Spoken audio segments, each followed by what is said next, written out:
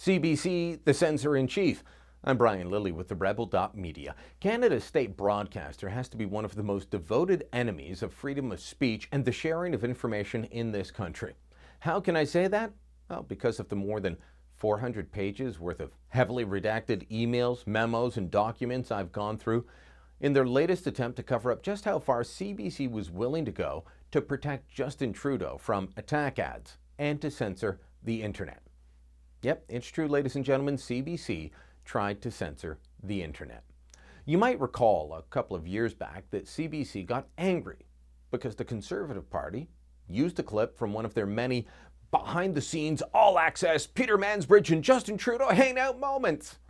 At that point, Mansbridge was interviewing Trudeau on his first day in the House of Commons as Liberal leader. Mansbridge asked Trudeau about the Boston bombings, and Trudeau said, well, obviously, the people that carried out the terrorist attack felt excluded. It was a ridiculous statement. The Conservatives seized on it. They promoted it in an attack ad. They showed Trudeau as he really was. But Mansbridge, he didn't like that, so he complained to CBC management.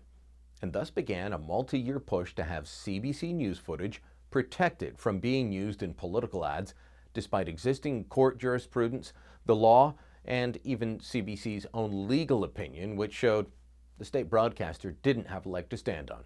Now, that brings us to the latest revelation. CBC tried to get YouTube and Facebook to take down Conservative Party ads they didn't like, claiming, among other things, they were copyright violations. In their pleadings to YouTube, CBC's senior legal counsel, Julie Perreault, argues against freedom of speech as one of the reasons to pull the video. Freedom of speech of political parties is not limitless, she said. YouTube's response was short and pretty much to the point. Thank you for your message, they wrote. However, we remain concerned that your copyright notification is not valid for the video identified in your notification.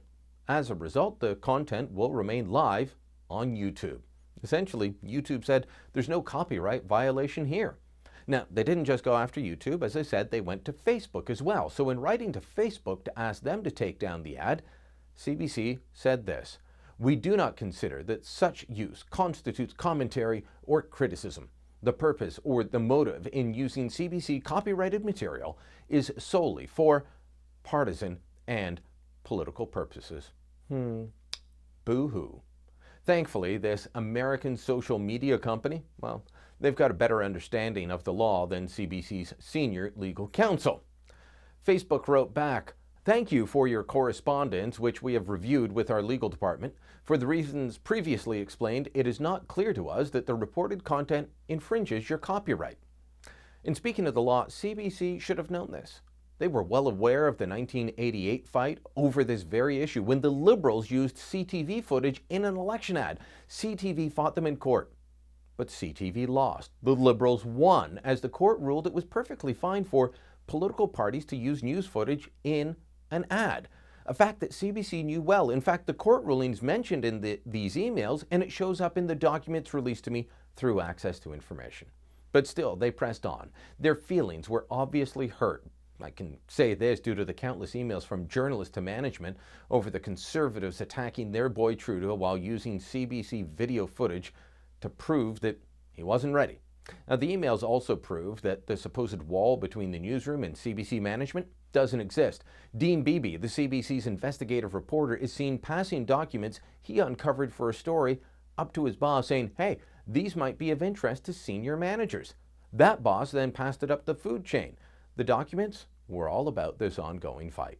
CBC should be ashamed of themselves, a media outlet that regularly uses access to information to pry back the secrecy around government, that goes to court to try and force open gag orders on media. Well, they're now reduced to redacting their own correspondence and then trying to censor the internet. I say shame on CBC. I don't know about you, but I expect more for my $1 billion a year in subsidy. This whole episode is another example of why it's time to sell the CBC.